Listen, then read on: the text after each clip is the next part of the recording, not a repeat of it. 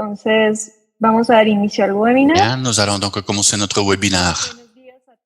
Bonjour à tous et toutes. Je vous donne la bienvenue aux personnes qui sont avec nous aujourd'hui. Je souhaite la plus cordiale bienvenue à tous ceux qui sont avec nous aujourd'hui.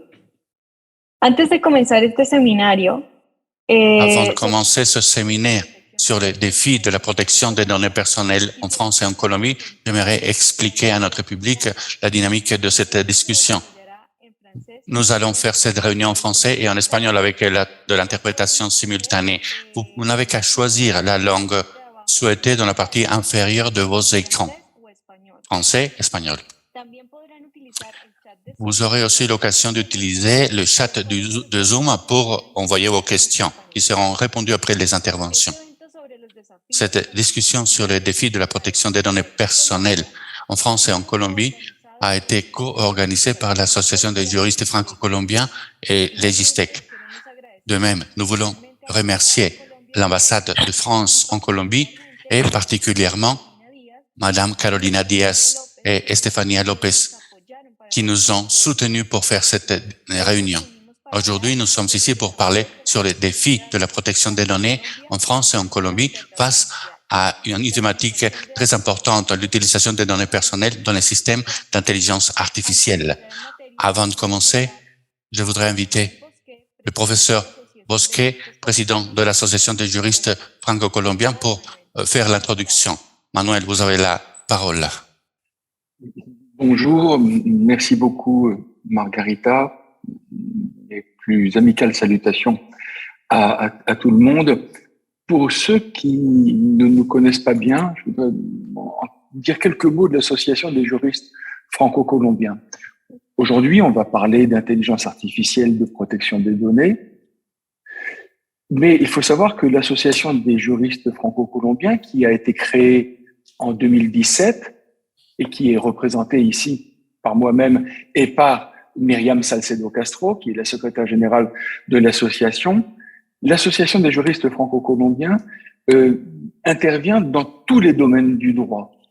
Sans donner une liste exhaustive, je rappellerai que nous travaillons, par exemple, dans le domaine du commerce international, dans le domaine du droit de l'État, dans le domaine extrêmement sensible actuellement du droit de l'environnement, mais aussi, et c'est un sujet particulièrement important pour la Colombie, dans le domaine de la justice transitionnelle.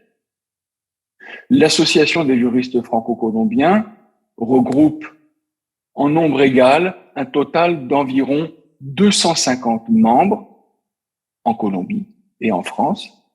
Et nous avons donc des activités, comme je l'ai dit, dans tous ces domaines avec des appuis qui sont toujours remarquables. Margarita vient de dire un mot des ambassades.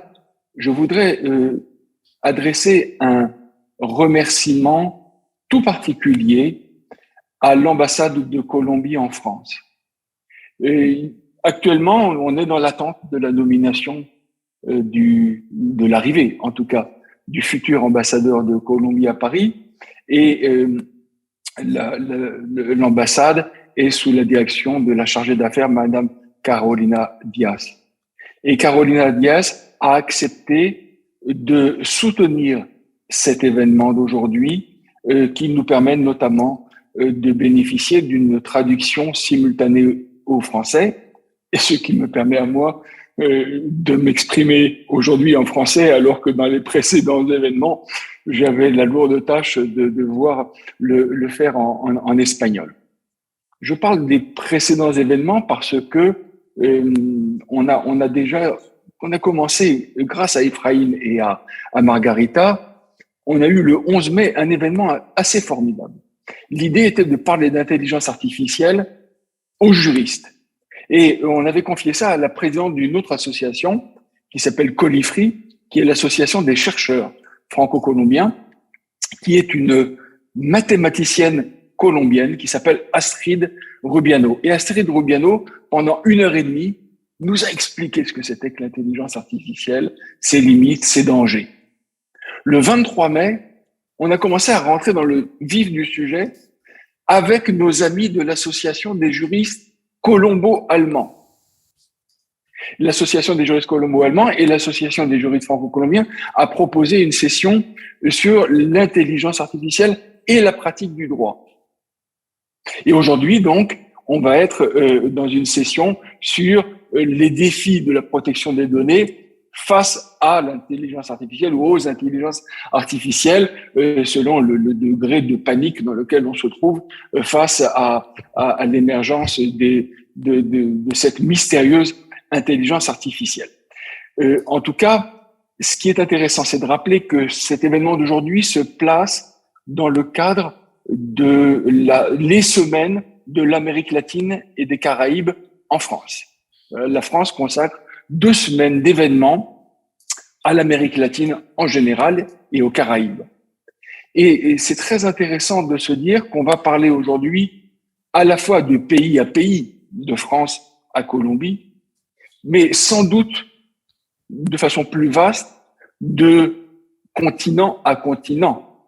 Les règles françaises sont les règles européennes et on va essayer de voir s'il y a le même fonctionnement en Colombie. Mais les échanges d'affaires entre la Colombie et la France obligent en tout cas les Colombiens à s'adapter. On avait à une époque déjà organisé un événement sur de formation pour les juristes colombiens sur les règlements européens.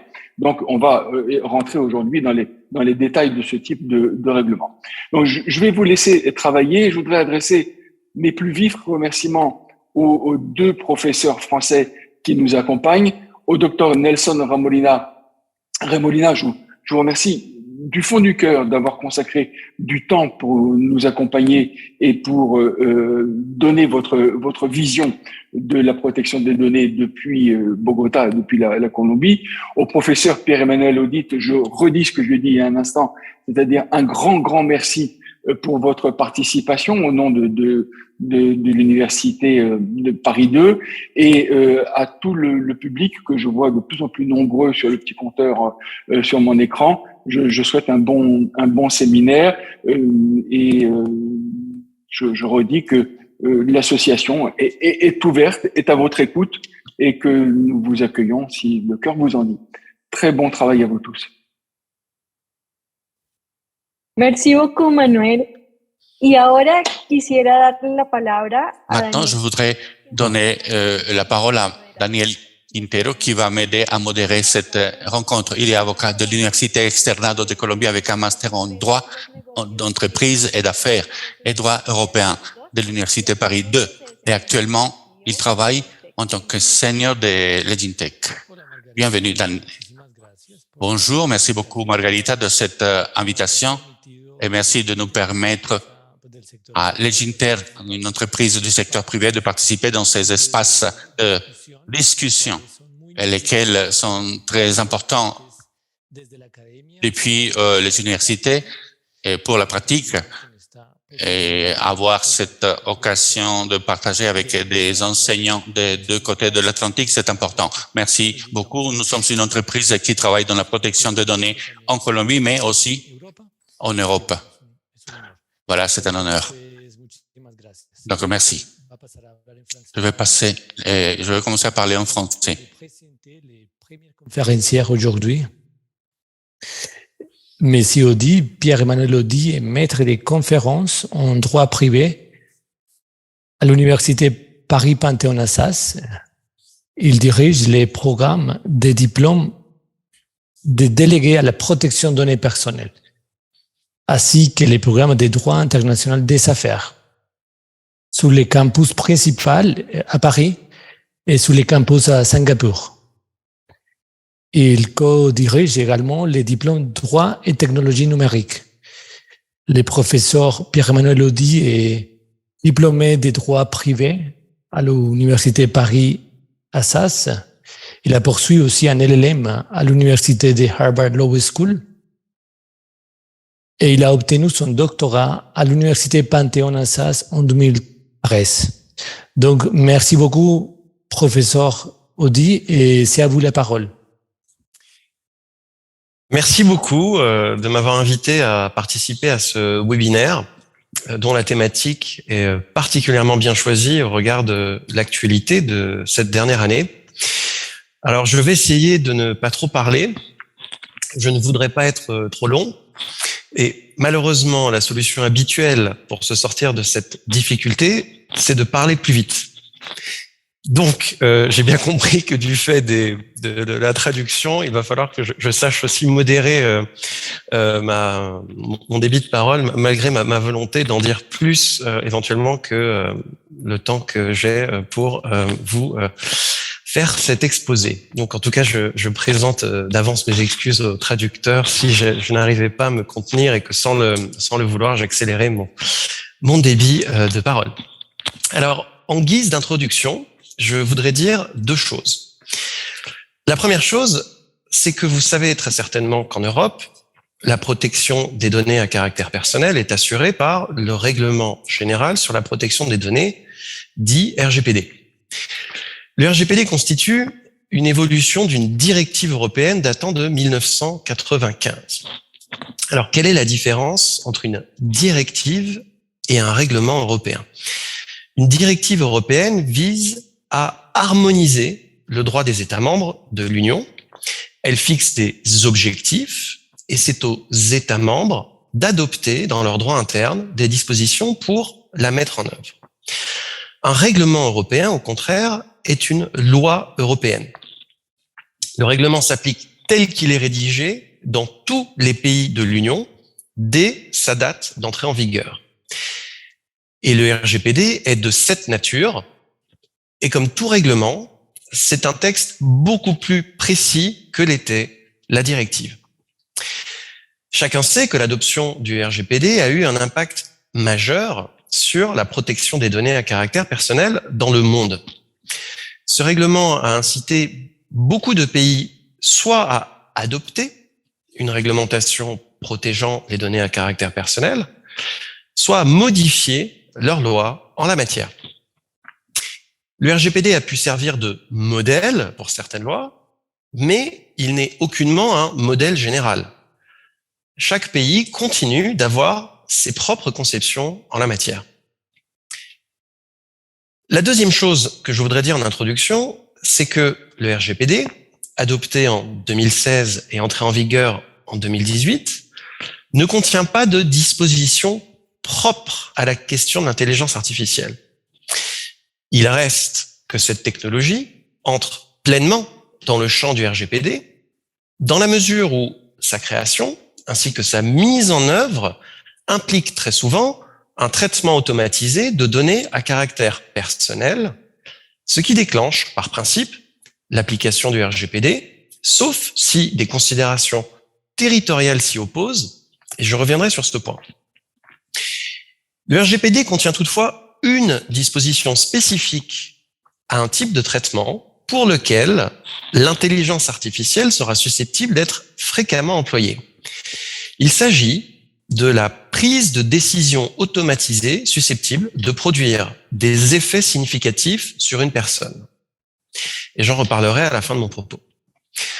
Mais sous cette réserve, le traitement de données à caractère personnel que peut impliquer la création ou la mise en œuvre d'une intelligence artificielle relève pleinement de l'ensemble des dispositions du RGPD, comme n'importe quel autre traitement de données. Ces précisions apportées, nous avons convenu d'un canevas pour évoquer la problématique de la protection des données face à l'intelligence artificielle. Et ce canevas est que des données à caractère personnel sont susceptibles d'être impliquées à deux grands stades de l'utilisation de l'intelligence artificielle. Au stade de l'entraînement, tout d'abord, de cette intelligence, et au stade de la mise en œuvre, ensuite, de cette intelligence artificielle. Et je vais donc tenter d'expliquer, sans être trop long, quelles sont les grandes implications du RGPD sur ces deux stades essentiels de l'utilisation de l'intelligence artificielle, avec cette réserve qu'évidemment, mon propos ne saurait prétendre à la complétude sur un sujet si complexe. Examinons tout d'abord la compatibilité de la phase d'apprentissage d'une intelligence artificielle avec les principes du RGPD. c'est l'intelligence artificielle en amont. La question ici est celle des données qui sont utilisées pour entraîner une intelligence artificielle. Il faut dire ici qu'à la base, une intelligence artificielle est très bête.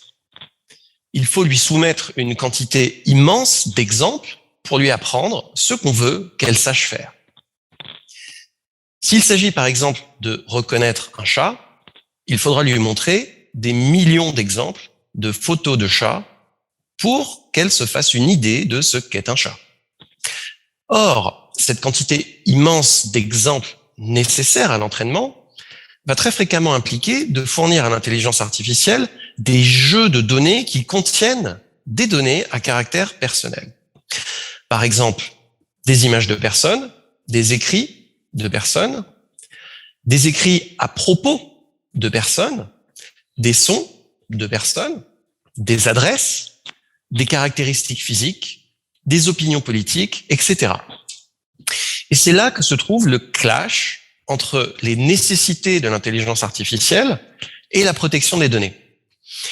Alors que les systèmes d'IA ont besoin d'être entraînés sur d'immenses quantités de données abondantes et précises, le RGPD prône au contraire la plus grande restreinte dans le traitement de données à caractère personnel, tant d'un point de vue quantitatif que qualitatif.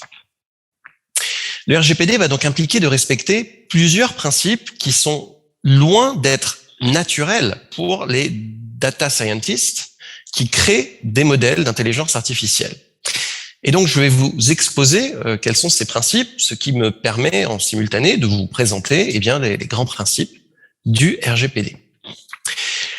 En premier lieu, toute collecte de données à caractère personnel ne peut être réalisée qu'en considération d'une finalité précise, prédéterminée et légitime. Il faut donc, pour les chercheurs qui entraînent leur modèle, pouvoir décrire spécifiquement ce à quoi l'IA va être entraînée avant de commencer une collecte de données en vue d'un entraînement. Cela peut poser problème lorsque le but est d'entraîner une IA ayant vocation à une certaine généralité, comme les systèmes qui visent à la compréhension du langage. On ne sait pas précisément ce à quoi le système sera utilisé par la suite. On sait juste, par exemple, qu'on veut lui donner une compétence générale de compréhension de ce qu'on lui dit. Cette relative indétermination d'une finalité précise de l'entraînement de l'IA va poser problème, car le but de cette exigence est d'empêcher la réutilisation illimitée de données personnelles pour des finalités non encore identifiées au stade de la collecte. L'autre problème qui va s'opposer au regard du principe de limitation tient précisément à l'hypothèse dans laquelle les chercheurs vont vouloir réutiliser un set de données à caractère personnel qui a déjà été utilisé pour entraîner une intelligence artificielle. Par exemple, ils avaient collecté des photos prises dans la rue pour apprendre à une intelligence artificielle à reconnaître des voitures, et ils veulent maintenant réutiliser ces photos pour lui apprendre à reconnaître des visages à partir des passants qui figurent sur ces mêmes photos. Par principe, le RGPD interdit cette réutilisation. La règle de principe est que l'on ne peut réutiliser des données pour une finalité autre que celle pour laquelle elles ont été initialement collectées. Or, entraîner une IA à faire quelque chose de nouveau, c'est par principe une finalité différente. À ce principe, toutefois, il existe quelques exceptions. La plus importante est la possibilité de démontrer que la nouvelle finalité est dite compatible avec la finalité initiale pour laquelle les données sont collectées. Cette démonstration implique, pour le responsable de traitement, de réaliser un jugement de proportionnalité dont les paramètres sont prévus par le RGPD et qui implique notamment d'analyser les conséquences possibles du traitement ultérieur envisagé pour les personnes concernées, dont les données sont utilisées. Dans l'exemple que je vous ai donné, ces conséquences peuvent être importantes. L'intelligence artificielle apprend à reconnaître des visages, donc à identifier des personnes. Et c'est une fin qui, au demeurant, est justiciable de règles particulières que l'on trouve à l'article 9 du RGPD, relatif aux données que l'on peut qualifier de sensibles. Il y a certes une autre exception qui est mobilisable. C'est la réutilisation à fin de recherche scientifique. C'est un fondement qui peut paraître accommodant, mais il sera difficile de s'en prévaloir dès que la finalité commerciale et applicative de l'intelligence artificielle a déjà été identifiée ou est évidente.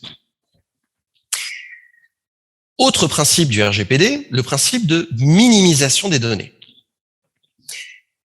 C'est sans doute le principe le plus délicat à respecter. Alors que les data scientists souhaitent avoir le maximum de données possibles pour entraîner leur modèle, le RGPD impose, par défaut au contraire, de traiter le moins de données possible pour réaliser le traitement envisagé. Ces données doivent être adéquates, pertinentes et limitées. Sur cette question, il est possible de défendre qu'en vérité, l'opposition entre les besoins des data scientists et le principe de minimisation n'est pas si violente ou si importante que l'on pourrait le croire. En effet, s'il peut être démontré qu'effectivement, il faut une grande quantité de données pour que le traitement aboutisse au résultat espéré, alors le principe de minimisation ne s'opposera pas au traitement de cette grande quantité de données. En revanche, le principe de minimisation va obliger le responsable de traitement à clairement singulariser ou isoler les données pertinentes sur lesquelles il souhaite entraîner son intelligence artificielle en considération de la finalité de son entraînement. Par exemple, dans mon exemple précédent sur les photos prises dans la rue pour apprendre à une intelligence artificielle à reconnaître des voitures, le responsable de traitement devra avoir pris soin de retirer ou de flouter le visage des passants sur ces photos pour ne conserver que l'image des voitures avant de les soumettre à l'intelligence artificielle. Il faudra ainsi, de manière plus générale, retirer autant que possible des données d'apprentissage toutes les données directement identifiantes qui n'ont pas d'intérêt pour l'entraînement. Les noms, les photos, les adresses, les visages. C'est ce que l'on appelle la pseudonymisation des données. Vous aurez compris qu'il s'agit là d'une tâche fastidieuse qui va ralentir l'élaboration du modèle et augmenter nécessairement le coût de son développement. Un autre principe du RGPD que certains trouvent parfois surprenant est le principe d'exactitude des données qui vont faire l'objet d'un traitement. Pourquoi ce principe est-il jugé parfois surprenant? Parce que l'on pourrait croire que un traitement de données inexactes constitue une sorte de protection de la vie privée de l'individu. Vous donnez un mauvais numéro de téléphone, vous êtes sûr qu'on ne vous appellera jamais. Mais en réalité, ce traitement peut causer un grave préjudice aux personnes concernées. Il suffit de penser à l'envoi d'une notification importante à une mauvaise adresse ou un mauvais numéro, ou encore à une prescription médicale erronée du fait de l'inexactitude de la maladie supposée du patient. Donc, c'est un principe important à respecter. Et respecter le principe d'exactitude des données est particulièrement ardu pour les data scientists, car ils vont généralement se procurer des jeux de données énormes sans aucune garantie particulière que les données à caractère personnel qui y sont consignées sont exactes. Or, vérifier l'exactitude de l'ensemble des données qu'ils sont amenés à traiter constituera parfois une somme colossale de travail dont on peut penser en vérité qu'elle ne sera que rarement réalisée. D'où l'importance de respecter autant que possible le principe de minimisation des données afin de réduire autant que possible le caractère signifiant des données traitées. Un autre principe du RGPD sans doute moins handicapant pour le développement d'une intelligence artificielle, est le principe de limitation de la conservation. Concrètement, une donnée ne peut être conservée au-delà de la durée nécessaire au regard des finalités pour lesquelles elles sont traitées.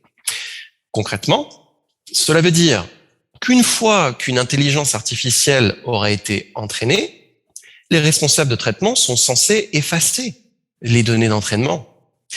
Or, des data scientists feront toujours cela à regret pour deux raisons principales. Tout d'abord, ils auront pu passer beaucoup de temps à filtrer leur jeu de données pour le rendre particulièrement adapté à l'entraînement qu'ils ont réalisé. Ensuite, ils pourront voir un intérêt à conserver ce jeu de données en vue d'un entraînement ultérieur d'une autre intelligence artificielle. Or, ce dernier réflexe est précisément un réflexe que le RGPD bannit. On n'a pas le droit de conserver des données pour le cas où on en aurait éventuellement besoin pour des traitements futurs et non encore identifiés. Et le non-respect de ce principe de limitation de la conservation, en dehors des questions d'intelligence artificielle, donne lieu à énormément de condamnations en Europe parce que il est un réflexe humain de vouloir conserver. Or, le RGPD implique de supprimer. Un autre principe important du RGPD est le principe dit d'intégrité et de confidentialité que l'on peut décrire globalement comme le principe de sécurité. L'un des aspects de ce principe est assez évident. Il s'agit de protéger les données contre les intrusions extérieures, par exemple contre le vol de données. Un autre aspect de ce principe est que l'intégrité des données doit être assurée, c'est-à-dire que les données ne doivent pas être corrompues. Mais ici, l'intérêt des data scientists va se conjuguer tout à fait avec le principe. Cependant, le principe de sécurité implique également de la société qui traite les données qu'elle adopte des mesures techniques et organisationnelles auxquelles elle ne sera pas nécessairement habituée. Par exemple, elle devra limiter le nombre de personnes habilitées à consulter la base de données qui sert à l'entraînement. Autre exemple, elle devra mettre en œuvre des mesures de pseudonymisation des données utilisées afin de limiter les conséquences éventuelles de la compromission du jeu de données, d'un vol par exemple. Et tout cela, à nouveau, peut avoir un coût pour la société qui entraîne une intelligence artificielle. Un autre aspect très important du RGPD, et qui va s'appliquer ici aussi, c'est que tout traitement doit être réalisé en recourant à l'un des fondements légaux prévus par le RGPD. Il existe plus précisément 6 fondements légaux prévus par le RGPD dans son article 6. Or, parmi ces fondements, le choix pour un traitement consistant à entraîner une intelligence artificielle s'avère assez limité. Il sera en effet rare de pouvoir se prévaloir du consentement de la personne ou de l'exécution d'un contrat avec cette personne, qui sont les 2 premiers fondements. Les 3 autres qui suivent, l'intérêt vital, la mission d'intérêt public ou l'obligation légale, sont des fondements qui seront rarement applicables, même si, évidemment, ils pourront parfois trouver application, par exemple pour l'obligation légale. Pour les acteurs privés, il reste donc surtout le dernier fondement légal de l'article 6, qui est l'intérêt légitime poursuivi par le responsable de traitement. Or, pour pouvoir utiliser ce fondement, le responsable de traitement doit réaliser une balance d'intérêts en vérifiant que les intérêts ou les libertés des droits, les intérêts ou les libertés et droits fondamentaux de la personne concernée ne prévalent pas sur son propre intérêt ici à réaliser un entraînement d'une intelligence artificielle. Donc, cela suppose de réfléchir sérieusement aux conséquences potentielles des traitements pour les personnes ainsi que les conditions de sécurité dans lesquelles les données seront conservées. Et il faudra notamment faire attention à ce que les données collectées et leur utilisation pour entraîner l'intelligence artificielle ne provoquent pas des biais de type discriminatoire, par exemple, liés au genre, du type les femmes s'occupent mieux des enfants, ou de type ethnique. Ce qui est un problème qu'on a pu constater aux États-Unis, par exemple, avec le biais qu'une personne noire a plus de chances d'aller en prison. Et ça, c'est un grand défi, c'est un gros problème pour les data scientists. Et le pire, si j'ose dire, pour ces gens-là, c'est qu'il faut être prêt à renoncer à son traitement de données si la balance d'intérêt effectuée est négative. Et ça, évidemment, renoncer à son projet, c'est quelque chose de, comment dire, pas agréable. Un dernier volet qui intéresse le RGPD, ici, sera tout simplement qu'il va falloir respecter l'ensemble des droits que le RGPD confère aux personnes dont les données sont traitées. Premier de ces droits, qui en réalité est plutôt une obligation qu'un droit, c'est le droit d'être informé. Le RGPD impose en effet de fournir aux personnes dont les données sont traitées un certain nombre d'informations, notamment l'existence du traitement et sa finalité. Cela quand bien même les données n'auraient pas été collectées directement auprès des personnes concernées, mais par exemple sur une page web. Cette information peut paraître impossible à réaliser lorsque les données ont été capturées en masse sur Internet. Le RGPD prévoit toutefois une échappatoire. L'obligation d'information des personnes concernées n'est plus applicable si la fourniture de telles informations se révèle impossible ou exigerait des efforts disproportionnés. Or, on peut penser que cela sera souvent plaidé dans ce type d'hypothèse pour échapper à cette obligation de notification. Par ailleurs, les entreprises peuvent certainement mettre en place sur leur site Internet une page décrivant leur traitement et remplissant les conditions légales. Certains estiment toutefois que cela serait insuffisant et qu'il appartiendrait à ces sociétés de faire des campagnes d'information actives sur Internet pour fournir cette information. Un autre droit RGPD, c'est le droit d'accès. Le droit d'accès, c'est le droit d'obtenir la confirmation de la part d'un responsable de traitement qu'il traite les données de la personne concernée, ainsi que d'obtenir une copie de ces données. Or, on peut penser qu'une telle préoccupation est normalement bien éloignée des préoccupations des data scientists qui entraînent un modèle. C'est une obligation assez contraignante, car il leur faut avoir une idée exacte des données qu'ils traitent et de la mesure dans laquelle ces données se rapportent à une personne en particulier. Autre droit, dans la roue du droit d'accès, le droit de rectification, c'est-à-dire le droit de faire corriger une information erronée se rapportant à un individu. Normalement, l'effort déployé pour pouvoir satisfaire aux demandes d'accès permettra relativement aisément de mettre en œuvre le droit de rectification, mais la manière dont une IA fonctionne peut s'opposer à cette rectification une fois que la donnée a déjà été utilisée pour l'entraînement, ce qui va poser un problème. Autre droit, le droit à l'effacement, c'est-à-dire la possibilité d'une personne concernée d'obtenir auprès du responsable de traitement la suppression des données qui la concernent. Ici, il faut bien comprendre que ce droit d'effacement n'est pas absolu, contrairement à ce que beaucoup de gens pensent.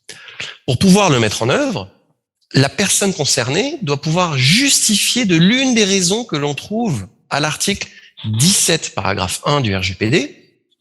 Par exemple, l'accomplissement de la finalité pour laquelle le traitement a été réalisé, le caractère illégal du traitement, ou le fait que, si le fondement légal est l'intérêt légitime du responsable de traitement, la personne a des raisons tenant à sa situation particulière de s'y opposer. Il y aurait sans doute plus de choses à dire, mais je n'en ai pas le temps et je vois déjà que le temps file. Autre droit, le droit à la limitation du traitement, qui concrètement désigne le droit de geler les traitements réalisés afin de les faire cesser. Un dernier droit dont je ne parlerai pas faute de temps est le droit à la portabilité, qui est un droit qui pose beaucoup de difficultés à tout le monde. À ce stade, je voudrais faire un petit bilan. Vous savez sans doute que l'autorité italienne, vous l'avez entendu, de protection des données, a ordonné à OpenAI, qui édite le fameux ChatGPT, de suspendre le traitement des données à des utilisateurs italiens. Et maintenant, vous pouvez comprendre pourquoi est-ce que l'autorité italienne a prononcé cette mesure. Elle a reproché à OpenAI de violer le principe d'exactitude des données, de violer le droit de rectification, de ne pas informer suffisamment les personnes concernées sur les données collectées et les traitements réalisés, et de ne pas avoir choisi un fondement légal adéquat pour justifier l'apprentissage de l'IA.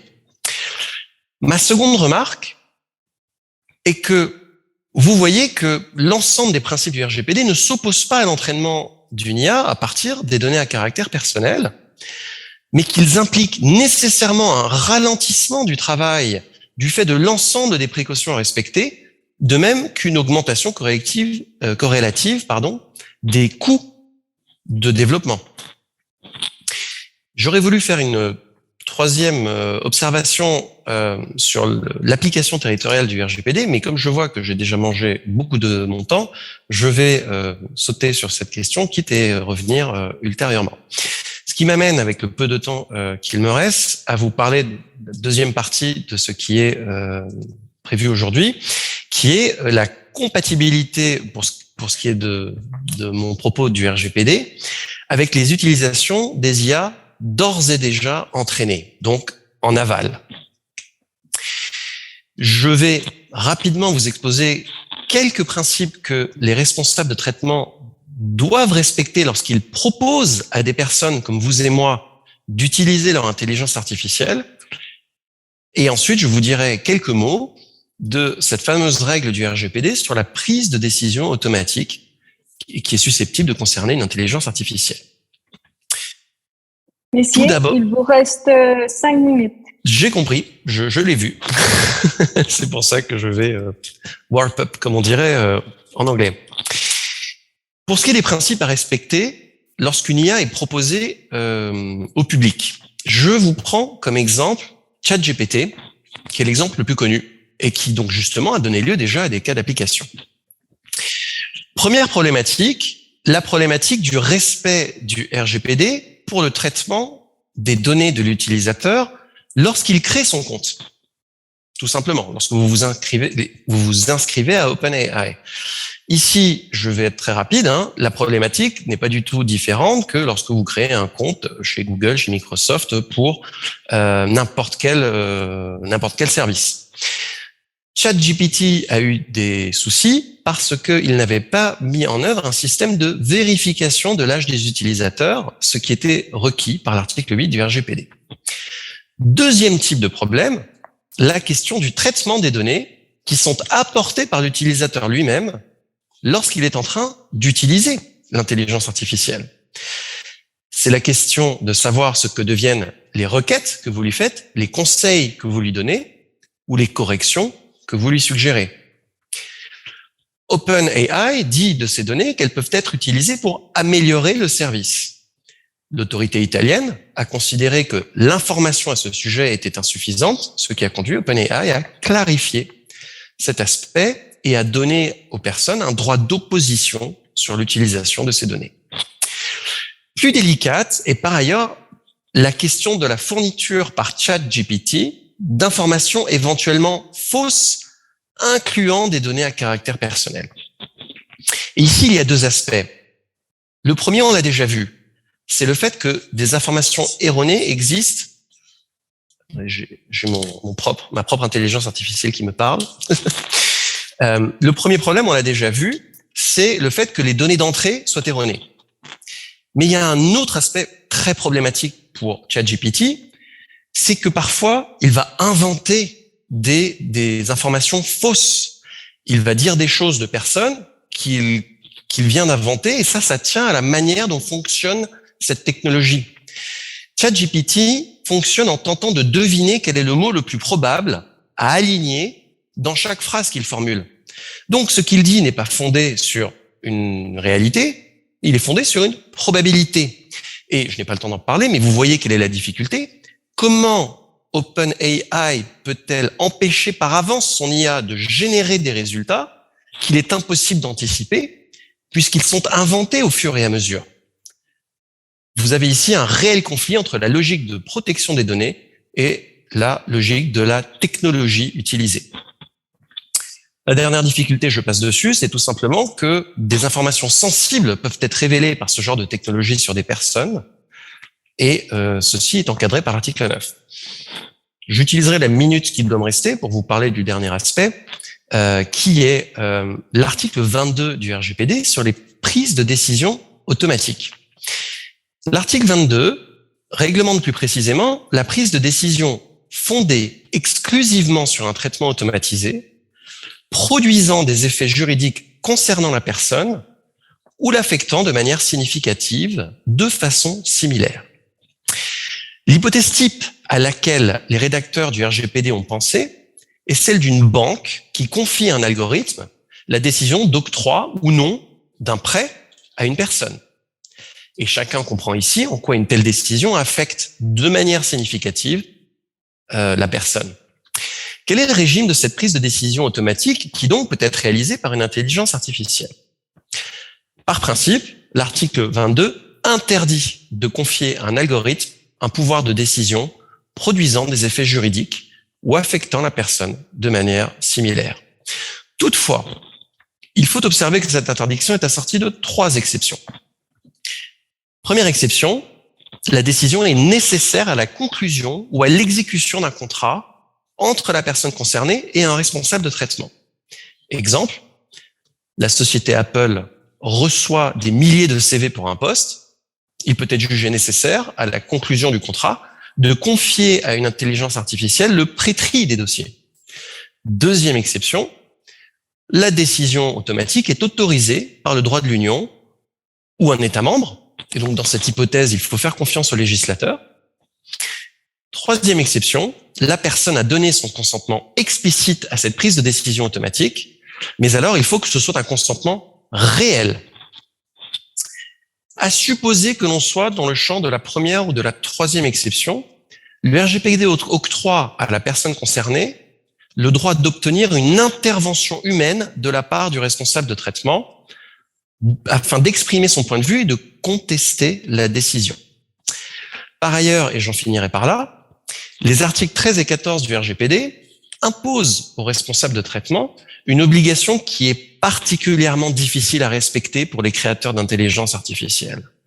C'est l'obligation de fournir des informations utiles concernant la logique sous-jacente de l'intelligence artificielle, ainsi que l'importance et les conséquences prévues de ce traitement pour la personne concernée. En d'autres termes, le créateur de l'intelligence artificielle doit être en mesure d'expliquer les paramètres de décision de l'intelligence artificielle. Or, c'est impossible dans beaucoup d'hypothèses, car la logique que l'IA a développée est souvent incompréhensible pour les humains. C'est ce qu'on appelle les black box algorithms.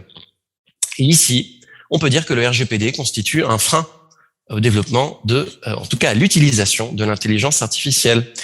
Voilà, je vous remercie. J'ai essayé de contenir mon propos le mieux que j'ai pu, tout en parlant suffisamment lentement, mais pas complètement. Je remercie le professeur Remolina d'intervenir en second, car je sais d'expérience que c'est toujours plus compliqué de parler après quelqu'un que de commencer, que d'ouvrir des débats. Donc, merci beaucoup. Merci beaucoup, Monsieur Audit. C'était une présentation très intéressante qui inspire beaucoup de questions. En effet, c'est très compliqué actuellement pour trouver un équilibre entre l'application de la régulation et le développement des systèmes d'intelligence artificielle. Mais pour continuer, maintenant, je voudrais parler en espagnol pour présenter à Monsieur Remolina.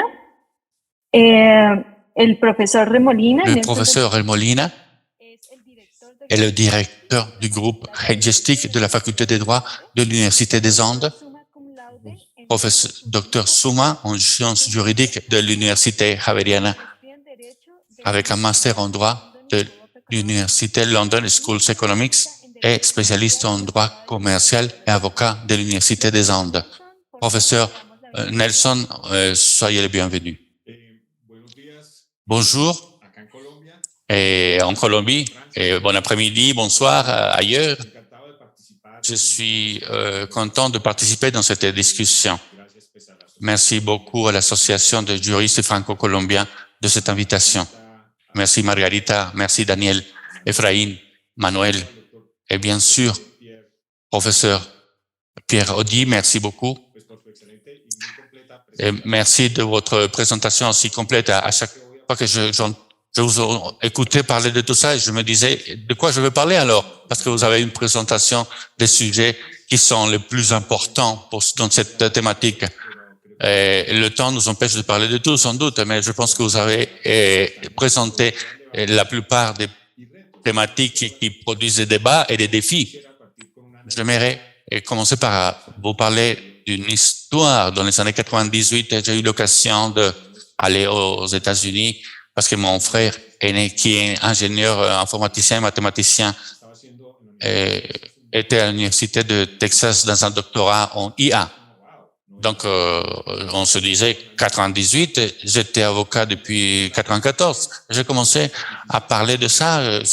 Nous ne savions pas à l'époque de quoi il s'agissait. À l'époque, il fabriquait des robots dans son doctorat et nous en parlions. Et il m'a dit, je pense que l'intelligence artificielle va transformer le monde plus que l'Internet même. Et je lui ai demandé pourquoi. Parce que l'Internet connecte les personnes, m'a dit-il. Mais l'IA peut remplacer les personnes. Et d'une certaine façon, des choses qu'on a constatées depuis un certain temps, je pense que nous montrent qu'un défi pour les êtres humains, c'est de maximiser l'utilisation de l'IA, de l'intelligence humaine, pour ne pas être remplacé par l'IA plutôt. Mais il y a quelque chose de très important dont on a déjà parlé, c'est que, on le sait tous, c'est une session de juristes, mais nous les juristes, nous savons que les lois per se sans un comportement de la part des citoyens ne vont pas fonctionner. On peut avoir des normes, on peut les comparer, mais des fois, il faut voir que ce qui fonctionne dans la pratique ou pourquoi les choses ne fonctionnent pas dans la vie quotidienne, même s'il y a des lois. Alors, je verrai tout simplement à partir de ce que le professeur Audy a déjà présenté, peut-être compléter quelques éléments. L'IA est dans une thématique qui est dans la discussion internationale depuis un certain temps. Mais avant, on se demandait si les machines pouvaient penser comme les êtres humains. C'est les questions qu'on se posait avant, dans le passé. Aujourd'hui, les questions sont plutôt si l'intelligence artificielle peut remplacer les êtres humains complètement. Mais on peut pas savoir jusqu'où on peut arriver. Et ce sont des questions éthiques aussi qui se posent, des questions qu'on se pose dans les cours, telles que est-ce que tout ce qui est technologiquement possible est socialement souhaitable? Jusqu'où veut-on arriver? Donc, et là surgit une thématique qui a déjà été abordée par le professeur Audy. L'intelligence artificielle dépend des informations qu'on lui donne. Un projet d'intelligence artificielle sans information, c'est un fleuve sans eau. Mais pour que l'algorithme produise des résultats, on a besoin d'informations. Et ces résultats peuvent être faisables, corrects, incorrects, certains, pertinents, selon beaucoup de choses. D'une part, l'algorithme tel qu'il a été conçu, mais la qualité et la quantité des informations recueillies pour le traitement. Est-ce que l'information était complète, était mise à jour, était pertinente? J'en parle parce que l'une des préoccupations qui surgit actuellement, est que toutes les décisions, ou la plupart des décisions, se font de façon automatisée. Ces analyses humaines disparaissent pratiquement, ce sont pratiquement l'exception. Tout la tendance, c'est faire des analyses à travers des algorithmes auxquels on donne des informations pour les traiter. Si la formation n'a pas la qualité suffisante, les résultats n'auront pas les objectifs escomptés. C'est comme quand on fait un jus d'orange, mais que les oranges sont pourries. Possiblement, le jus ne sera pas de très bonne qualité. Donc, il faut analyser ces thématiques. Les résultats de l'IA dépendent non pas seulement de l'algorithme, mais de la quantité et qualité des informations, des données. Et c'est ce qui a attiré l'attention et la production de différents documents du réseau de protection de données et sur la comptabilité et l'intelligence artificielle. En général, il y a deux documents qui attirent mon attention. L'un, celui du groupe d'experts en IA qui a été créé en 2019 et qui a produit un document sur éthique et fiabilité. Il y a ces deux concepts, éthique et fiabilité de l'IA.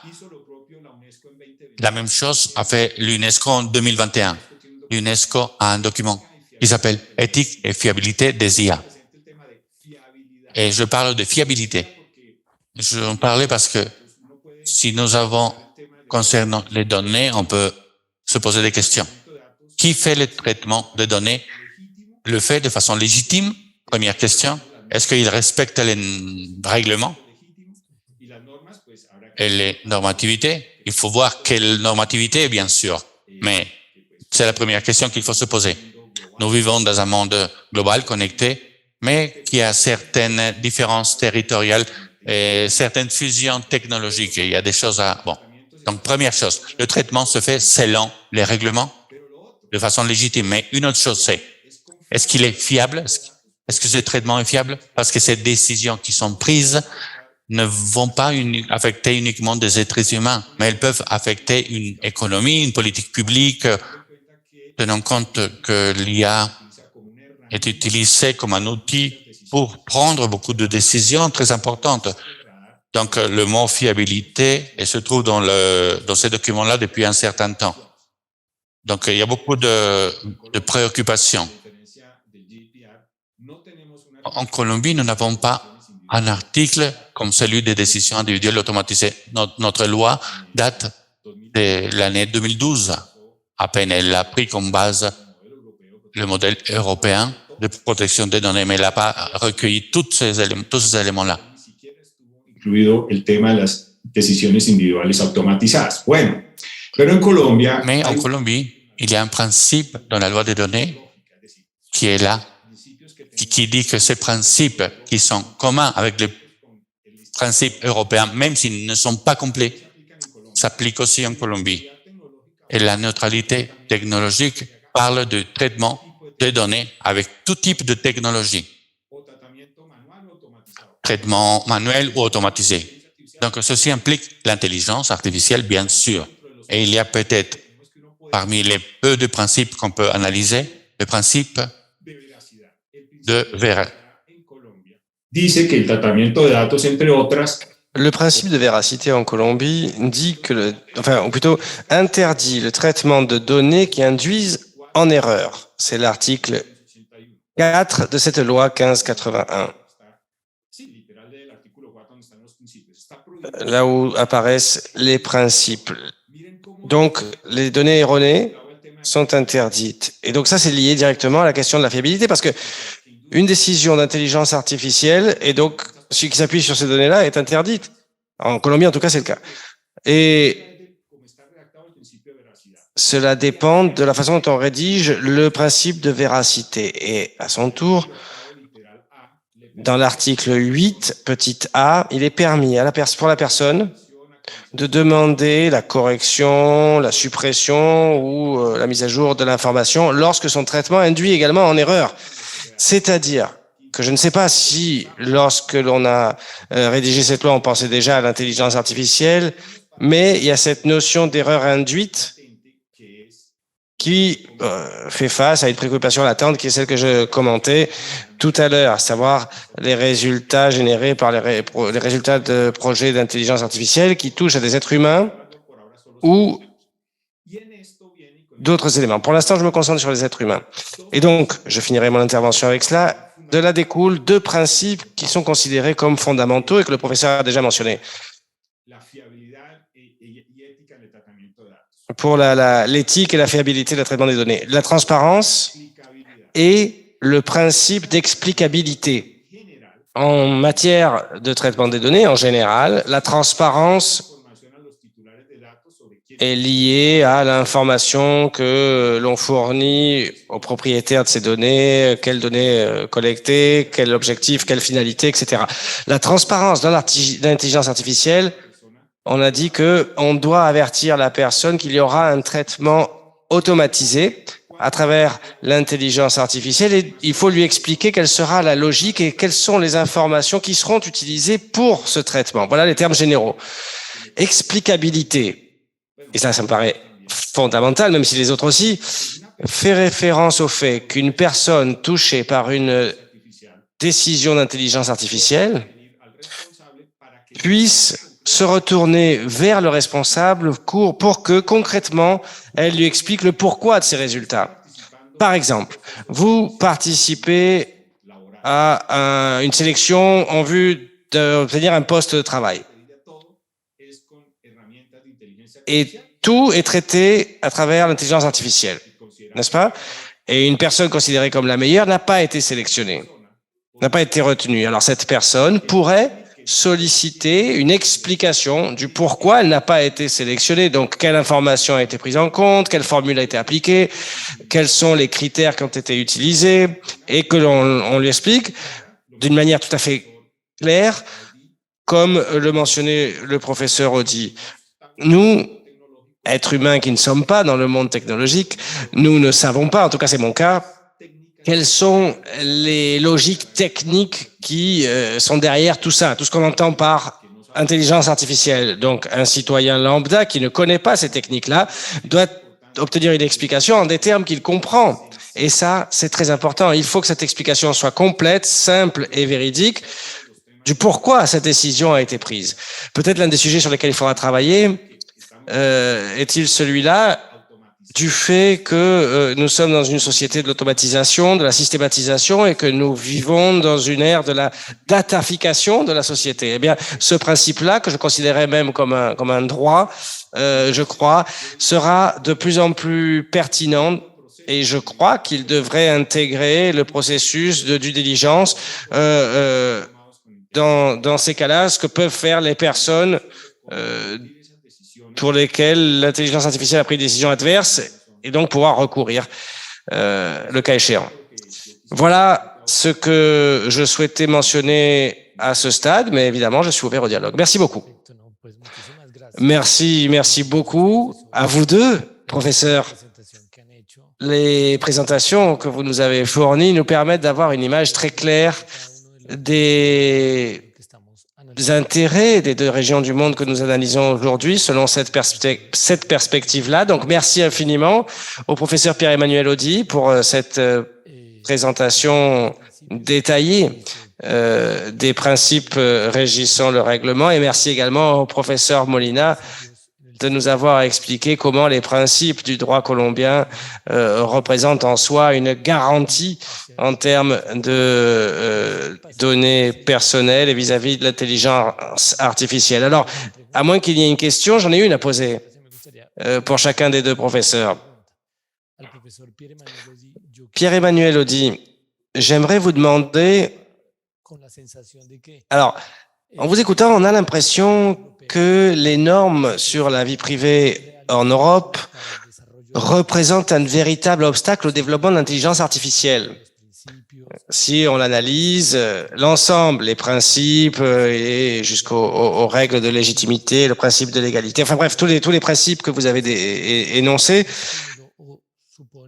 on a l'impression, on se demande si cela ne constitue pas une véritable barrière, un frein au développement de l'intelligence artificielle.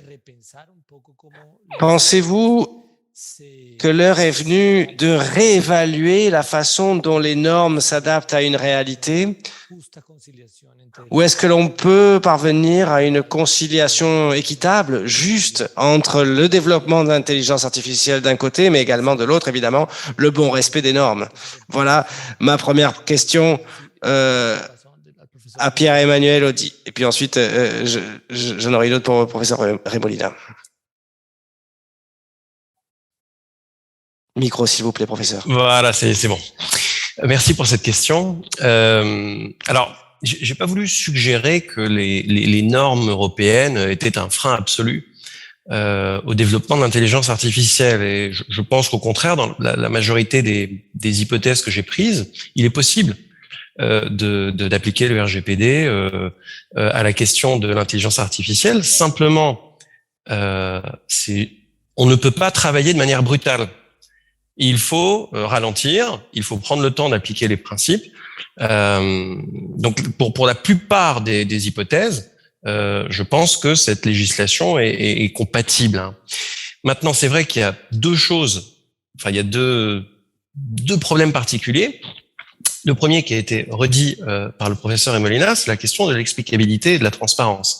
Ici, c'est vrai qu'il y a un problème majeur qui tient à ce que, eh bien, la manière dont on entraîne les intelligences artificielles ne se prête pas à l'explicabilité.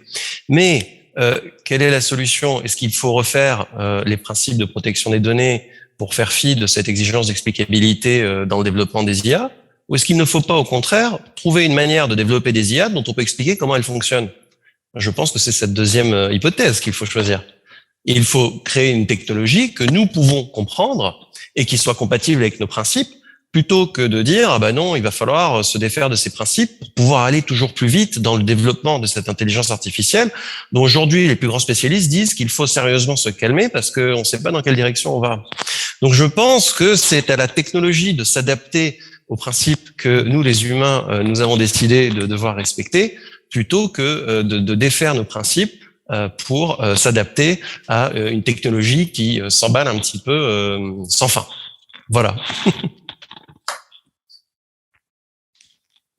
Pues muchas gracias, profesor. Sí.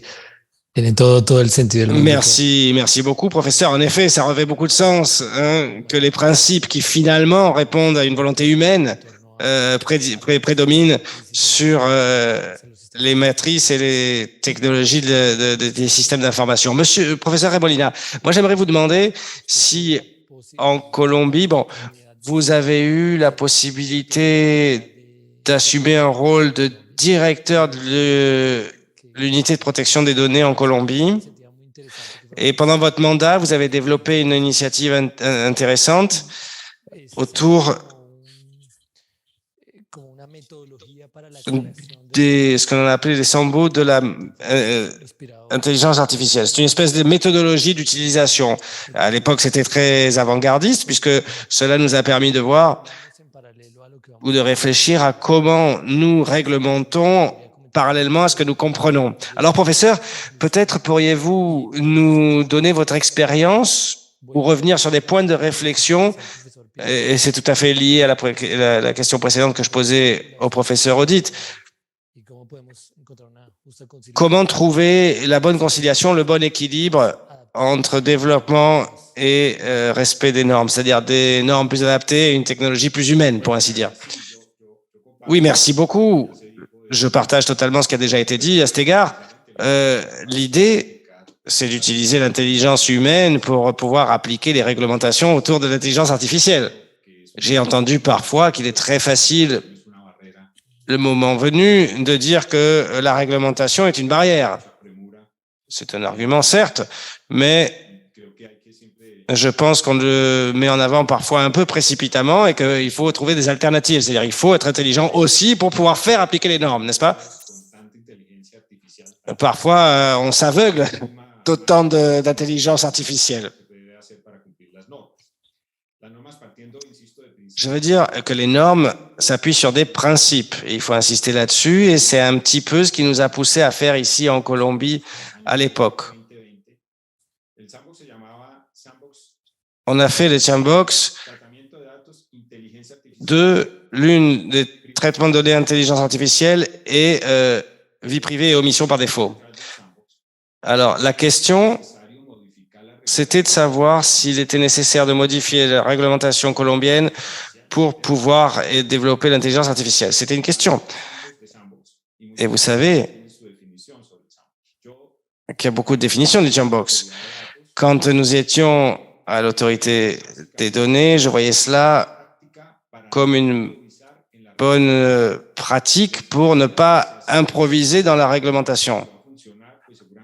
On peut faire des exercices d'abord pour voir si ça va fonctionner. Ensuite, à partir de cette expérience, proposer une meilleure réglementation. Je veux dire qu'on ne va pas improviser en légiférant.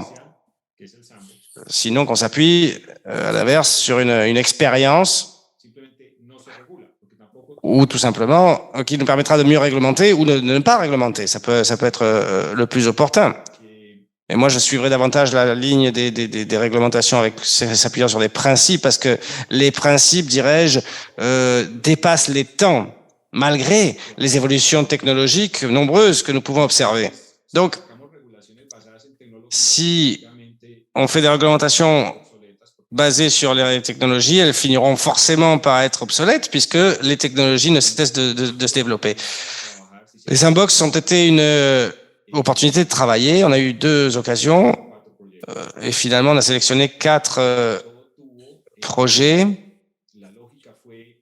D'abord, la logique, c'était d'avoir de nombreuses séances de travail avec les entreprises participantes, certaines entités publiques et certaines entités privées, une publique et 3 privées en l'occurrence pour les différents projets. Et ce que je peux dire de cela, alors, d'abord, la question portait sur la vie privée dans des projets d'intelligence artificielle. Lorsqu'on a commencé à converser avec les personnes du Jambox, selon les différentes sessions, on a parlé, réglementation, données, etc. Bon. Et au départ, les gens avec lesquels on travaillait n'étaient pas des avocats, n'étaient pas des juristes, pour leur majorité, pas tous, hein, mais ils n'étaient pas juristes. Et donc, la conclusion de tout cela était de savoir si l'on pouvait respecter la réglementation colombienne pour faire de l'intelligence artificielle. Et les personnes de la technologie disaient que oui. Ce qu'il y a, c'est qu'ils ne connaissaient pas le moyen de le faire. Et là, un appel à l'ensemble des écoles d'ingénieurs et tous ceux qui s'occupent de former des personnes qui développent des outils technologiques, eh bien, il faut leur enseigner quelque chose du droit aussi à ces gens-là, parce que ce sont des gens brillants, certes, ils développent des produits extraordinaires, incroyables, mais ils ignorent la partie légale. Et donc, font les choses d'une certaine manière, parce qu'ils ne connaissent pas les limites normatives ou les règlements sur le sujet.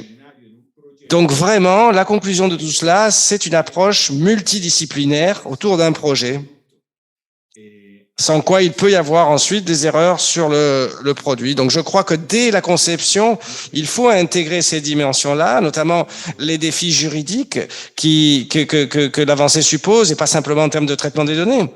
Et l'intérêt, c'était qu'on posait la question aux gens, et ils me disaient, technologiquement, est-ce qu'on peut le faire? Oui, bien sûr, on peut le faire, mais ils ignoraient le droit. Donc,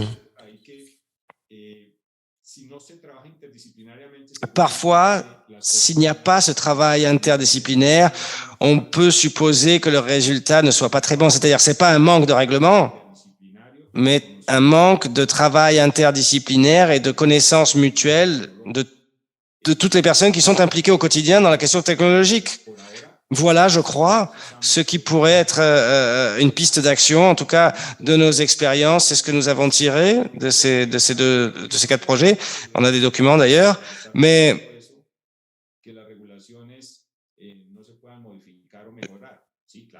ensuite, rien n'interdit de modifier les réglementations ou de les améliorer. C'est le cas de toutes les réglementations. On peut le faire. Mais il ne faut certainement pas considérer ces réglementations comme un obstacle, et parfois certaines le font sans les connaître elles-mêmes, ces réglementations. Ça peut arriver. Simplement l'argument rhétorique selon lequel trop de règlements constitue une barrière. Voilà. Voilà ce que je pouvais commenter de notre expérience des 4 sessions d'échange. Merci beaucoup, docteur Remolina. Y a-t-il des questions qui apparaissent sur le chat? Je vois que oui. Moi, je voulais juste ajouter quelque chose. Non, je voulais aller dans le sens de ce qui vient d'être dit, parce qu'il se trouve qu'il y a 2 semaines, j'ai été responsable de l'organisation d'un symposium franco-singapourien sur l'intelligence artificielle et les nouvelles technologies. Et le premier panel portait sur la coopération scientifique entre la France et Singapour. Et pour animer ce panel, nous avons trouvé des scientifiques qui sont impliqués dans un projet de recherche franco-singapourien sur l'intelligence artificielle. Et lors de la préparation de cette conférence, donc je les ai rencontrés par Zoom, et j'ai commencé à discuter avec l'ingénieur du projet Descartes, ça s'appelle, qui vraiment est un spécialiste dans le domaine. Et il m'a expliqué que au début de ce projet, ils travaillaient tous ensemble, les scientifiques, à développer de l'intelligence artificielle pour la ville. Et au bout d'un moment, ils se sont rendus compte qu'il leur manquait quelque chose. Il leur manquait quelqu'un qui pouvait leur dire, mais qu'est-ce qu'on peut faire de qu'est-ce qu'il ne faut pas faire ou qu'est-ce qu'on n'a pas le droit de faire.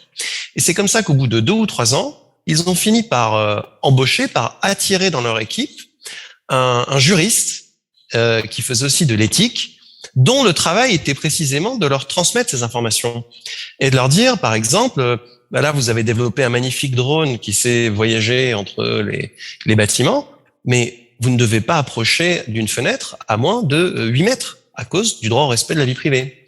Et donc ces scientifiques ont tout seuls compris qu'ils avaient besoin de cet aspect juridique et éthique, et ils ont intégré justement cet aspect dans leur champ de recherche. Et du coup, aujourd'hui, eh bien, ils développent l'intelligence artificielle à la lumière justement de ce que les juristes et les personnes qui développent l'éthique ont à dire sur ce développement. Voilà, donc c'était pour aller dans le sens de ce qui venait d'être dit.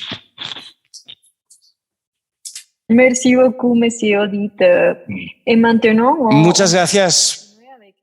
Merci beaucoup. Qui ont été posées sur le chat. Donc, on commence avec une question en français. Et c'est une des grandes problématiques pour une protection efficace des données personnelles des personnes en France et en Colombie et le fait que les grands fabricants d'IA ne sont pas en Colombie ni en Europe, mais en d'autres pays comme les États-Unis ou la Chine. Compte tenu que celui qui invente la technologie a le contrôle de la technologie, comment pourrons-nous assurer la protection de ces droits? Alors, je vais répondre en premier puisque la question est en français. C'est une excellente question qui me permet justement de dire quelque chose que je n'ai pas eu le temps de dire lorsque je me suis exprimé. Il se trouve que en Europe, et plus précisément en France, une décision récente de la CNIL permet de douter que les acteurs non européens du type de ce dont on parle seront soumis au RGPD, même lorsqu'ils entraînent leur modèle avec des données de personnes qui sont situées en Europe. Cette décision, c'est la décision Lusha Systems. Lusha, c'est L-U-S-H-A. En l'occurrence, il s'agissait d'une société qui est située à l'extérieur de l'Union européenne et qui proposait à ses utilisateurs une extension qui permettait d'afficher dans une fenêtre flottante les coordonnées professionnelles de tout contact LinkedIn dont ils visitaient la page. Et pour avoir accès à cette fonction, les utilisateurs devaient accepter de transférer à la société tous leurs contacts professionnels, ces contacts étant donc les personnes concernées. Et s'est posé la question de l'application du RGPD à cette collecte de données. Comme vous le savez peut-être, le RGPD, dans son article 3, paragraphe 2, prévoit une application extraterritoriale du règlement dans 2 situations. Soit les activités de traitement sont liées à l'offre de biens ou de services à des personnes concernées dans l'Union, soit le traitement consiste en un suivi du comportement de ces personnes dès lors que ce comportement a lieu dans l'Union. Or, la CNIL a observé dans l'affaire Lusha que l'offre de biens ou de services de la société Lusha n'était pas faite aux personnes concernées, celles dont les données étaient utilisées. Et donc, les données des personnes sur LinkedIn. Leurs clients, c'était ceux qui voulaient voir apparaître ces informations. Et donc, du coup, on n'était pas dans le premier cas, offre de biens ou de services à des personnes concernées dans l'Union. C'est pas aux personnes concernées qu'était proposée l'offre de biens ou de services. Par ailleurs, cette fonction ne consistait pas du tout en un suivi comportemental de ces personnes. Donc, la deuxième condition possible d'application extraterritoriale du RGPD défaillait également. Et donc, la CNIL en a conclu qu'en réalité, ces traitements échappaient tout bonnement au champ d'application du RGPD.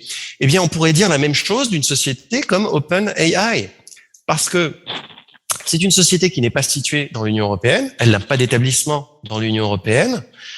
Les personnes dont les données sont collectées pour entraîner l'IA ne se voient pas spécifiquement proposer un service en contrepartie de cette collecte de données qu'ils ignorent bien souvent, et l'aspiration de leurs données ne s'analyse pas en un suivi comportemental.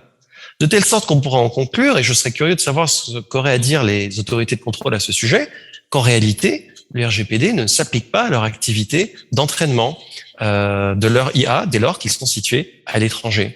Et donc là, c'est vrai qu'on a un gros défaut de protection, parce qu'on est obligé de s'en remettre au règlement, à la réglementation américaine, et vous savez tous qu'elle n'est pas tout à fait protectrice. Et donc là, je vois pas trop comment on peut faire, à moins de prendre une mesure législative qui permette d'adapter la loi à cette situation. Voilà. Bueno, Doctor Menzo? yo sobre la pregunta quisiera... Et concernant cette question, j'aimerais donc dire quelque chose. Sans doute, Internet a changé le monde, mais je pense que le monde n'a pas changé face à ce phénomène, et surtout le monde juridique, parce que ça fait plus de 20 siècles que nous sommes basés sur une logique territoriale, c'est-à-dire la loi est appliquée. Si vous êtes dans le pays en présence, c'est une règle que nous avons dans l'esprit depuis très longtemps. C'est quelque chose de culturel qui se trouve dans l'ADN même. Mais le monde a changé. Et les règlements ont déjà observé ce phénomène-là. Les entreprises font de la présence plutôt technologique que physique sur le territoire.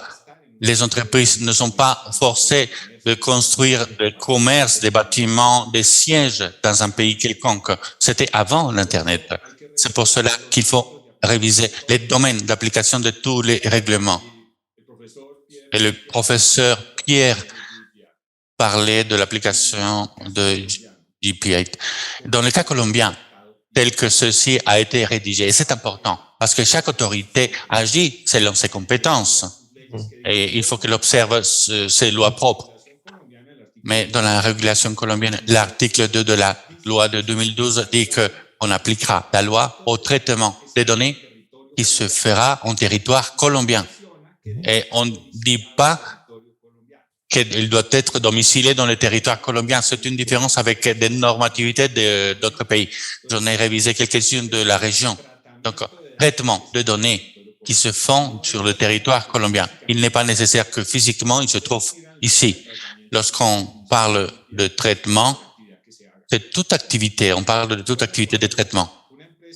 Lorsqu'une entreprise qui ne se trouve pas physiquement en Colombie, qui est ailleurs, et qui utilise des cookies qui s'installent dans les dispositifs des citoyens, et c'est pour recueillir des données dans un pays donné. Lorsqu'on télécharge dans un mobile une app et on donne les données sont recueillies ici. Donc c'est la logique pour dire, même si vous n'êtes pas physiquement en présence en Colombie, vous êtes en train de faire un traitement de données dans ce pays-là, parce qu'avec des outils technologiques, tu es en train de recueillir des données sur ce territoire colombien. C'est la logique des 6 recherches faites par l'autorité des données. Dans les cas de Facebook, Zoom, Google, WhatsApp, TikTok, et plus récemment, vous savez, il y a moins d'un mois, l'autorité colombienne a fait une recherche contre OpenAI. Mais c'est la même logique qui a été utilisée au niveau latino-américain, le réseau de protection des données, parce que c'est une thématique qui n'impacte pas un seul territoire. Ceci affecte les citoyens de toutes les régions. Donc, il faut agir à partir d'une logique globale, plus pertinente. Et Le réseau latino-américain s'est mis d'accord depuis ces stratégies d'identifier des cas d'impact massif qui peuvent subvenir ailleurs et qui affectent les citoyens des différents pays latino-américains. Et bien sûr, chaque autorité doit agir selon le domaine d'application de ces règlements. Donc, il est important de réviser que disent les règlements, parce qu'ils ne sont pas les mêmes dans toutes les régions du monde. Et ces changements de logique du physique, de l'électronique concernent des aspects culturels. J'ai vu que les entreprises, souvent les plus modernes du point de vue technologique, sont celles qui utilisent plus les arguments territoriaux, les règlements anciens pour éviter que les lois leur soient appliquées. C'est une thématique qu'il faut réviser sans doute, parce que le monde a changé, a évolué, et il faut s'adapter à la réalité actuelle et utiliser ce que disent les normativités actuelles. Et s'il faut les modifier, il faut les modifier. Dans le cas colombien, ceux qui ont le plus de données des Colombiens, ce ne sont pas les entreprises colombiennes, ce n'est pas le gouvernement colombien, ce sont les entreprises étrangères. Et ce n'est pas illégal per se, mais il faut qu'elles aient une responsabilité vis-à-vis du traitement qu'elles font avec de ces données, parce qu'il ne peut pas ne pas y avoir un contrôle. Merci. Il faut juste, je me permets de Oui, répondre. allez-y. C'est sûr qu'on a envie que tout le monde soit justiciable de ses principes, mais aussi il faut faire attention à la tentation extraterritoriale. Parce que si tout le monde se met à avoir une loi qui est d'application extraterritoriale, ça veut dire que quand moi je fais quelque chose, eh bien je dois consulter les lois du monde entier qui vont s'appliquer à moi alors que pourtant je suis en France. Et c'est ça aussi la logique territoriale. C'est qu'on ne peut pas non plus aller réglementer dans les autres pays tout. Et donc, il y a une tentation de faire de l'extraterritorial pour aller chercher justement des gens qui sont pas chez nous et qui ont un impact chez nous. Mais en même temps, il faut faire preuve d'une sorte de restreinte. À grand pouvoir correspond grande responsabilité, parce que sinon, il y a trop de lois à respecter simultanément pour les acteurs, et là, ça devient impossible. Donc, j'ai pas de solution à proposer à ce sujet, si ce n'est, évidemment, si une solution, c'est la conclusion d'une grande convention internationale pour obtenir des lois matérielles qui s'appliqueront à tous. Mais l'extraterritorialité peut être dangereuse si elle est pratiquée par tout le monde.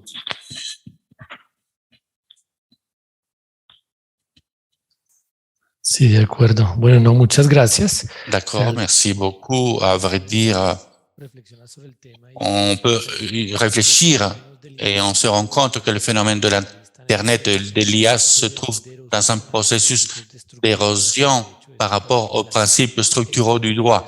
Et par exemple, l'extraterritorialité ou la territorialité des lois. Mais il faut aussi repenser les normativités globales autour de phénomènes qui surviennent, parce que c'est un exemple très clair.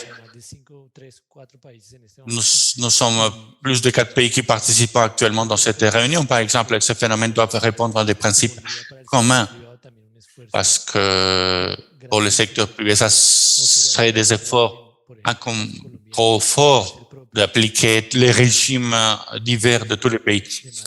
Donc, c'est une problématique réelle. Donc, une question du public, je vais la lire. Question pour les professeurs Odi et Remolina. Les principes et droits qui aujourd'hui sont considérés en matière de données personnelles et qui s'appliquent en matière d'IA, on comprend qu'ils cherchent la protection des personnes principalement face au traitement de leurs données. Mais cette finalité pourrait ne pas correspondre avec la nature même des informations et leur caractère. Et comment articuler les régulations en matière de données personnelles avec la nature même des informations, leur volatilité et les autres caractéristiques implicites? Je ne sais pas qui voudrait commencer par répondre.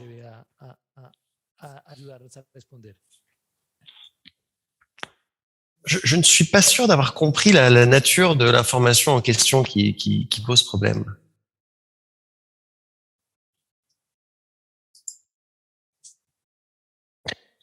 Creo que habla sobre el componente de la Il parle de la volatilité, c'est-à-dire l'information C'est un actif? Est-ce que c'est un actif? Est-ce qu'on peut le considérer tel quel qui voyage par le monde? Est-ce que c'est un actif non contrôlable? On pourrait le percevoir l'information si on considère que c'est un actif. Dans cette mesure-là, comment adapter cette caractéristique implicite de l'information, son caractère de voyager, cette volatilité, au concept normatif de territorialité et de protection de données? Alors, je ne sais pas du tout si je vais répondre conformément à la question qui a été posée, mais ce que ça m'évoque, c'est finalement un débat assez classique entre la question de la protection des personnes c'est-à-dire que l'information est une émanation de la personne, et donc on est dans le champ du droit des personnes, ou est-ce qu'on va traiter l'information comme un bien qui doit pouvoir circuler librement, et donc relaxer les règles qui s'appliquent à ces informations pour satisfaire d'autres finalités. Il est sûr que en Europe, on tient vraiment à une approche qui est fondée sur la personne et sur les droits fondamentaux. Donc de ce point de vue-là, je ne vois pas l'Union européenne modifier sa conception. En revanche, dans d'autres secteurs du monde, où il y a une approche plus économique qui a cours, effectivement, les principes qui existent dans ces pays sont faits pour accommoder effectivement le fait de transférer des informations, parce que ça va augmenter finalement la richesse collective. Et il y a quelque chose de très facile à regarder pour savoir, c'est dans quelle mesure est-ce que les pays pratiquent du opt-in ou du opt-out. Et vous avez des pays où, par défaut, l'information peut circuler, sauf si la personne a opt-out de la circulation. Et donc là, vous avez le signe d'une conception qui est très différente, qui veut privilégier l'économie de la donnée comme un objet, plutôt que une approche fondée sur la personne, la donnée étant l'émanation d'une personne. Je pense que ça ne changera pas pour ce qui est de l'Europe. Je ne sais pas si j'ai répondu correctement à la question qui était posée.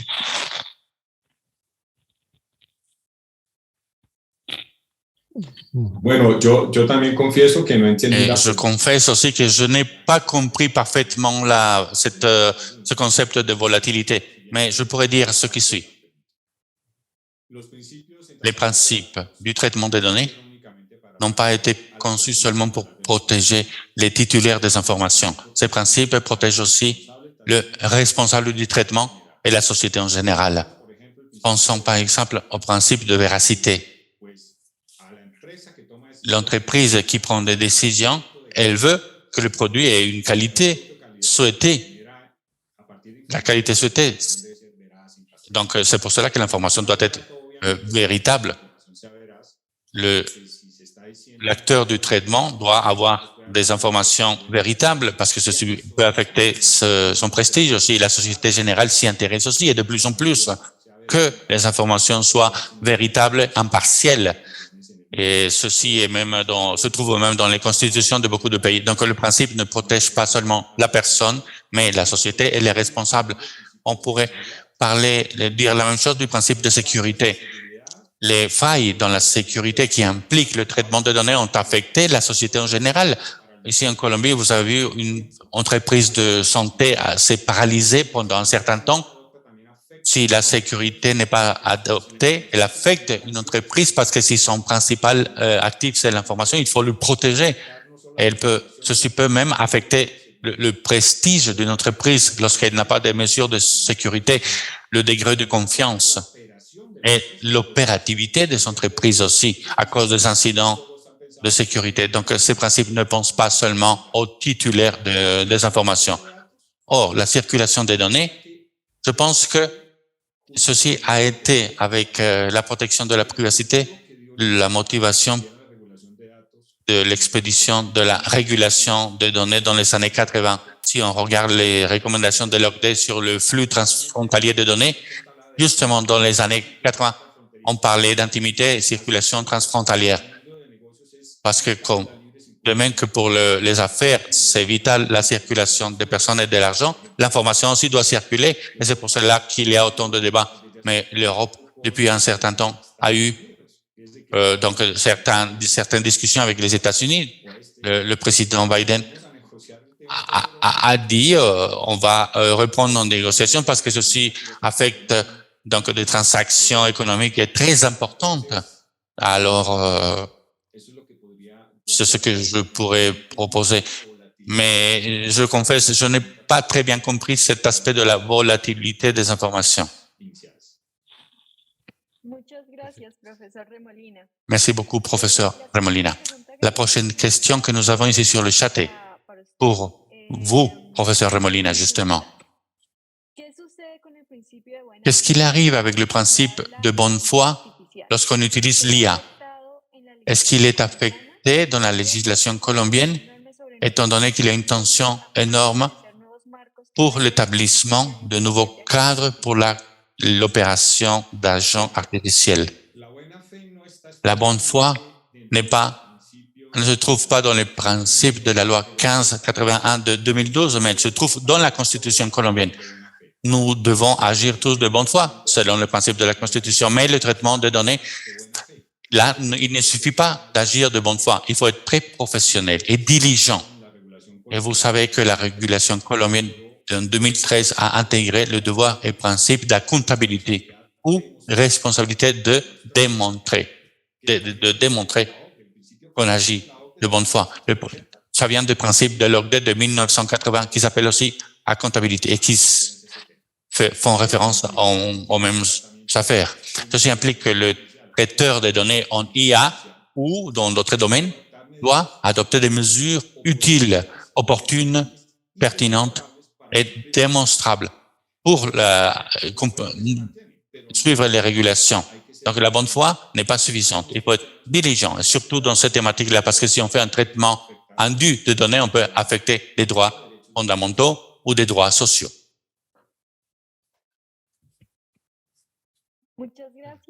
Merci beaucoup, professeur. La prochaine question. Pourquoi la Colombie n'est pas considérée un pays adéquat par la Constitution européenne? Est-ce que le pays même doit le demander? Hier, justement, j'ai écrit quelque chose sur cette thématique-là que j'ai envoyé à des collègues. Le niveau adéquat, c'est un concept. C'est pas le seul. Qui a été imposé en Europe, mais à l'ONU aussi en 90, mais particulièrement en Europe. Le professeur en parlait tout à l'heure. Il disait la directive 95-46, la normativité qui a donc passé beaucoup de messages au monde à l'époque. Il y avait l'article 25, surtout de cette directive qui disait on ne peut pas envoyer des données depuis le continent européen vers un pays qui n'a pas un niveau adéquat. Donc, la décision de considérer qu'un pays a le niveau adéquat appartient à la souveraineté de chaque pays parce que ce sont des mesures qu'ils prennent pour protéger les droits de leurs citoyens lorsque leurs données voyagent vers un autre pays. Donc, la Colombie, par rapport au niveau adéquat, a été reconnue par Dubaï l'année dernière. La Colombie a fait cette demande. Le centre financier de Dubaï a donné le niveau adéquat. La même information qui a été envoyée à Dubaï a été envoyée à la Commission européenne, à l'Argentine et à l'Uruguay. Il faut savoir que à tous les pays dans leur régulation ont cette figure de niveau adéquat. La Colombie, tel que d'autres pays, tels que l'Uruguay et l'Argentine, ont différentes régulations, bien sûr, on le sait, mais sont conscients de l'importance d'avoir un niveau adéquat. Parce que, justement, à propos, concernant l'intelligence artificielle, j'ai vu que souvent, la Colombie est très bonne lorsqu'elle exporte des données pour que les autres pays s'en servent. Nous devons créer un espace pour avoir un niveau adéquat pour que on ait la lumière verte, le feu vert, pour que les données puissent venir ici, être traitées ici par nos entreprises et pour qu'elles puissent exploiter légalement, bien sûr, éthiquement, toutes ces données dans les projets d'intelligence artificielle. Aujourd'hui, un projet d'IA est très puissant, non pas seulement au niveau de design de l'algorithme, mais étant à cause aussi de sa formation continue. Donc, le niveau adéquat peut nous aider aussi, parce que ceci produit de la confiance. Il faut dire que les processus de niveau adéquat prennent du temps. Et je me rappelle, dans la Commission européenne a commencé formellement en 2019. On a trouvé un document. Il y a eu des réunions. No oficial la solicitud, sino previa. Se inició también un mismo proceso con el Reino Unido. On a également entamé un processus semblable avec le Royaume-Uni. Le processus a finalisé. On va voir un peu ce qu'il en ressort. Et puis, on a également fait la demande en Amérique latine, à l'Argentine, à l'Uruguay, par écrit. Et là, ce sont des procédures qui sont assez longues. Le plus rapide, c'était Dubaï.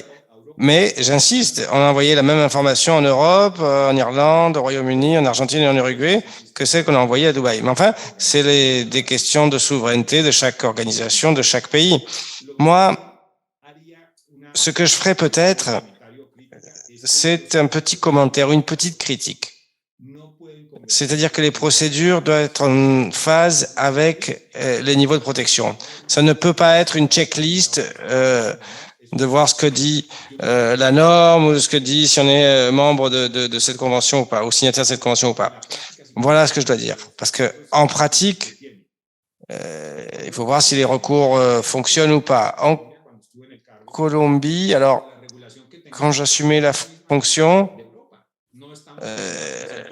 la réglementation colombienne n'est pas la même que celle de l'Europe, bien sûr. Nous ne sommes pas affiliés au 108, etc. Mais la Colombie peut démontrer qu'elle a été efficace au niveau latino-américain. Si on compare les autorités de protection des données en Amérique latine, les plaintes, les questions administratives, les sentences, etc., la Colombie est leader.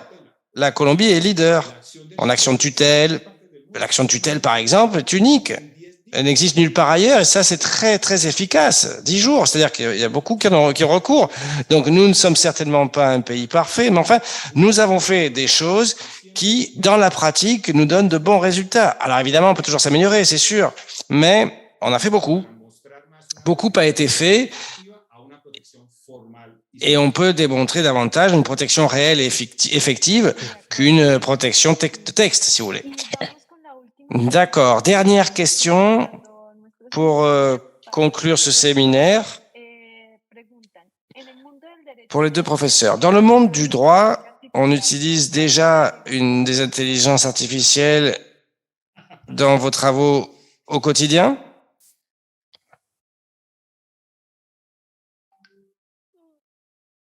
Voilà. Pour ce qui est de mon cas, je dois vous dire que je n'utilise pas spécialement, mais j'ai essayé. C'est-à-dire qu'il y a 2 mois, j'ai commencé à vraiment investiguer ChatGPT pour voir quel était son niveau en droit. Et donc, je lui ai soumis tout un tas de questions et j'ai essayé de lui faire des cas pratiques. Qui n'a pas réussi tout à fait à résoudre, mais j'étais tout de même assez surpris de ce que on va dire les principes étaient là quand même. Mais à titre d'anecdote, parce que j'ai vu la question arriver, j'ai retrouvé une de mes conversations avec ChatGPT que je voulais vous transcrire pour vous donner déjà un exemple de ce qu'il est capable de faire, qui est assez incroyable. Je lui ai posé la question: peux-tu m'écrire un cas pratique de responsabilité civile extra-contractuelle qui implique la responsabilité du fait des choses et la responsabilité du fait personnel? La résolution de ce cas pratique doit se faire selon le droit français. Les faits doivent être drôles et impliquer un professeur de droit, un chat, un pot de fleurs et une soirée alcoolisée. Enter. Il réfléchit 2 secondes. Bien sûr, voici un cas pratique de responsabilité civile extra-contractuelle impliquant la responsabilité du fait des choses et la responsabilité du fait personnel, se basant sur le droit français et impliquant un professeur de droit, un chat, un pot de fleurs et une soirée alcoolisée. Monsieur Dupont est un professeur de droit réputé dans sa ville. Un soir, il organise une soirée chez lui et invite ses collègues à y participer. Pendant la soirée, Monsieur Dupont boit beaucoup d'alcool et décide de montrer à ses invités son chat bien dressé. Il attrape le chat et le fait sauter à travers un cerceau. Le chat atterrit malheureusement sur un pot de fleurs posé sur une table qui tombe et se brise. Malheureusement, le pot de fleurs était un objet de grande valeur appartenant à des collègues de Monsieur Dupont, dont Monsieur Martin. Monsieur Martin décide de poursuivre Monsieur Dupont pour les dommages causés à son pot de fleurs. Et voilà le cas pratique imaginé en 2 secondes par ChatGPT, certes, il est un peu étrange et ridicule, mais il est quand même exceptionnel. Donc, en tant qu'enseignant, pouvoir faire rédiger à ChatGPT des cas pratiques de responsabilité, je trouve ça formidable. Et il a une imagination exceptionnelle.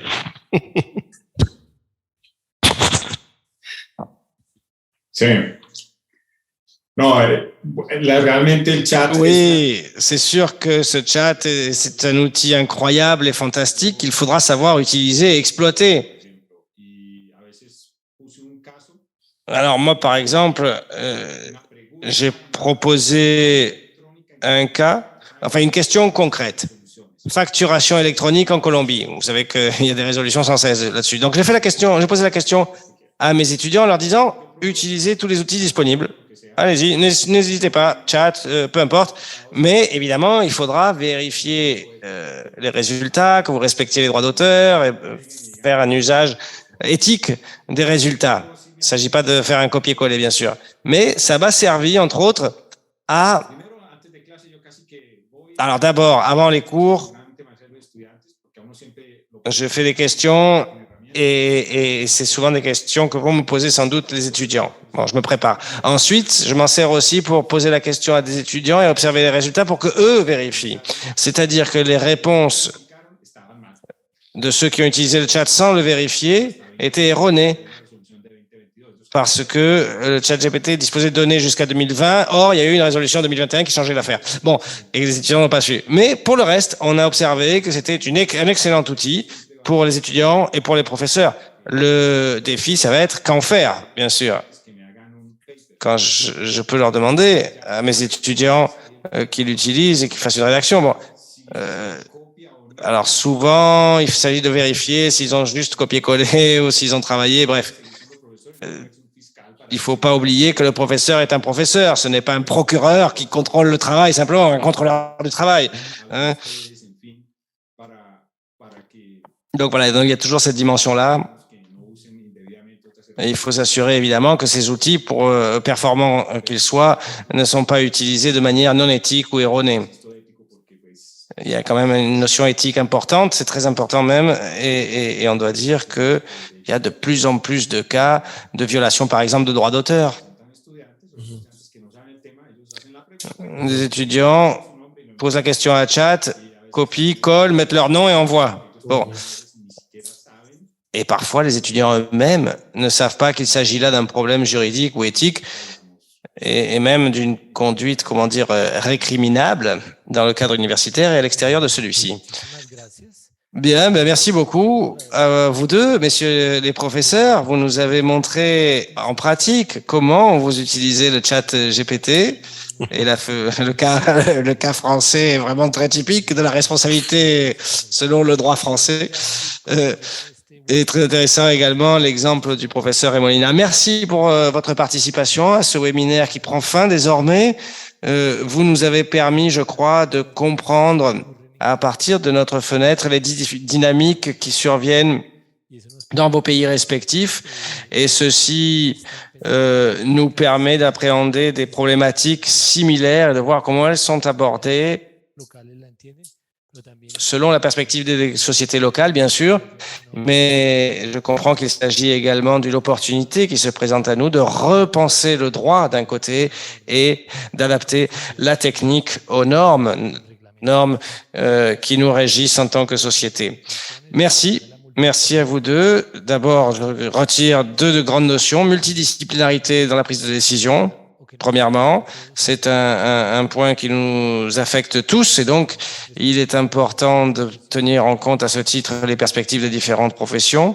Et puis, comment commencer à adapter les règles d'un monde global qui avance et qui voit d'une manière cette intelligence artificielle en tant que représentation humaine